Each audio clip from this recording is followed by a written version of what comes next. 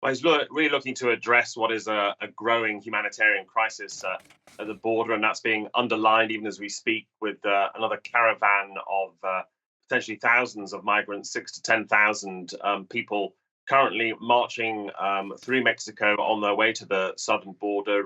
These are people from Cuba, Venezuela, Honduras, Haiti, and really just another example of what is a huge political headache for both the US and Mexico. I think Antony Blinken will be pushing President Obrador to increase resources. Mexico has a relatively small immigration law enforcement force, and really looking to try and keep migrants in southern Mexico before they even reach the border at all, and then some discussion over what ports of entry might remain open or closed. But in previewing this meeting, President Obrador has made the point that he's willing to work with the US, but he does think the US should re-examine some of the sanctions it imposes on countries such as Cuba and Venezuela that are seen as underlying factors driving this issue.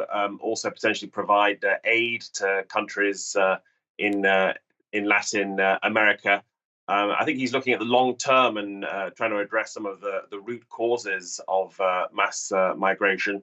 But of course, in America, the election cycle means there's a lot of pressure for quick fix solutions, and so Antony Blinken and his boss, Joe Biden, are under pressure to deliver some of those. You mentioned the political headache that is immigration. That has been true in the U.S. for decades, and it's bound to be a key issue in this coming election cycle. How do you think this is going to play out between the Republicans and the Democrats looking forward to the November 2024 elections? It really has turned into a political hot potato and is seen as a key vulnerability for Joe Biden, including Donald Trump, the likely Republican nominee, are hammering hard on this. Now, the White House will say, look, Joe Biden proposed immigration reform on his very first day in office, and Congress has failed to act on that, just as it's failed to act for decades. Biden somewhat belatedly did visit the border. But it's a tricky one because now border security is tied to Ukraine funding in the latest measures in Congress, and they hope to get that done in December, but it's stalled to the new year. And Republicans really sense an opportunity here. The last time I went to a Donald Trump campaign rally, this was the number one issue people were talking about.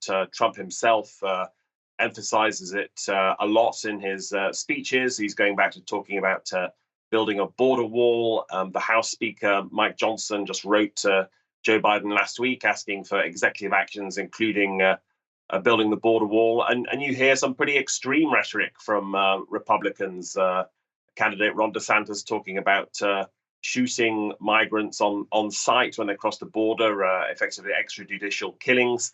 Some Republicans even talking about bombing areas of northern Mexico because of the threat of drug cartels. And they talk about fentanyl crossing the border. It really has become a huge talking point in the US. And you do hear even some Democrats saying that they have been slow to get onto this issue and that Joe Biden needs to take a lead on it soon.